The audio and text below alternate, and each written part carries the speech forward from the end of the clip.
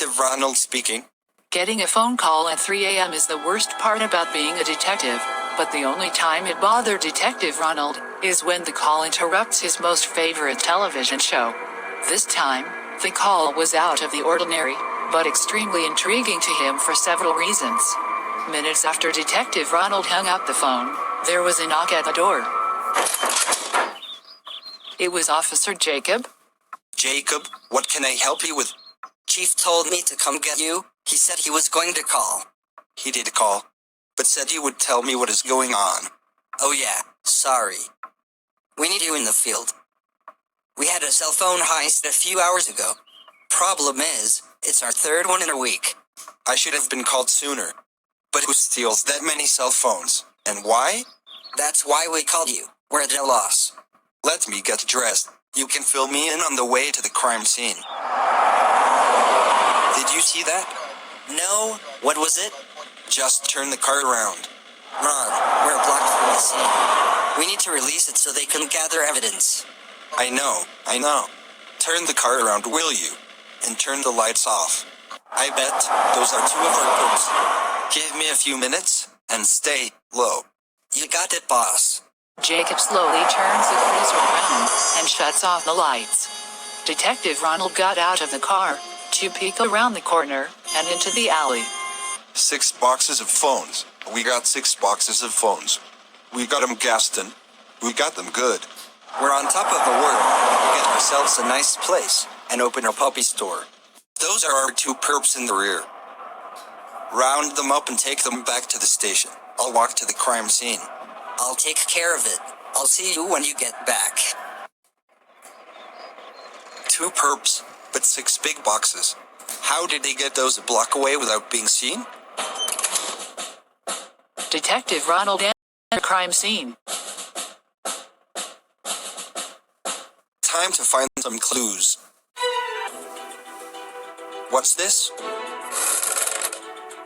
They were here, but there's 2 sets of footprints. A different set here.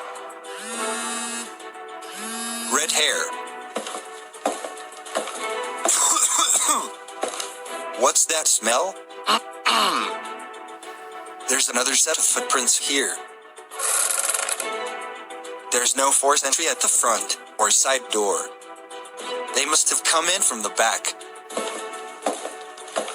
A can ring of some sort.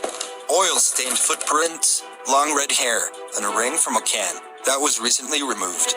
They didn't come through the front because there wasn't any forced entry. Detective Ronald heard a door open. He turned around and was standing face to face with a masked person. Probably the third perpetrator. How did you get in here? This is a crime scene. Get over here and take off that mask. Catch me if you can. The person in the mask races out the door. Police! Stop! Detective Ronald tries to chase after the person, but to no success without a car. He goes back into the store to look at one more thing, before heading back to the station. They didn't leave any footprints. There's at least 3 additional people helping out the 2 in the alley. The one with the mask left no footprints behind, but the other 4 did. He was their driver. But why come back? Detective Ronald headed back to the station to question the 2 gentlemen that Jacob was ordered to detain from the alley. Ronald, did you find out anything? Maybe. I need you to bring up the weakest of the 2. I knew you had something. This is going to be good. They're going to call for you first. Whatever you do, don't say anything. We still get a phone call. They'll get us out of this mess. They're going to hang us out to dry. I'm too nice of a guy to go to prison. Snap out of it. Just trust me. We still have more than half of the money from this heist and the full amount with the others. Jacob goes down to the cell blocks to retrieve Gaston and bring him up for questioning. I'm Detective Ronald. What's your name? Gaston Berkowitz, and my friend is Donnie Goldman. We only did what we were told. To get the cell phones, that's all we did. That's what they told us to do. I don't want to go to prison. Slow down, Gaston. I can't say you're not going to do any time, but I'll let them know you're cooperating. Who's the person in the alien mask? That's Teddy Winsmeyer. You find him, you'll find the brains of the heist. He's your guy, not me. I need an address, Gaston. I need an address. 74957 Lehigh Curb Way, Southwest. Great job, Gaston. I'll let the district attorney know you helped us out. Can I get my phone call? I want my mommy. Detective Ronald snatched up Jacob, and they ran out in haste to find Teddy. He was in a red car. It helps that he doesn't live that far from the crime scene. It's unbelievable sometimes. And the fastest interview ever. There he is. He just jumped out in front of us. Not today, fellas. Don't let him get away. Turn here, cut him off on Chester Way. I'm all over it, boss. You will not contain me. Not today. Not ever. The chase is now at high pursuit, Teddy swerving in and out of traffic, trying to lose the police that's chasing him.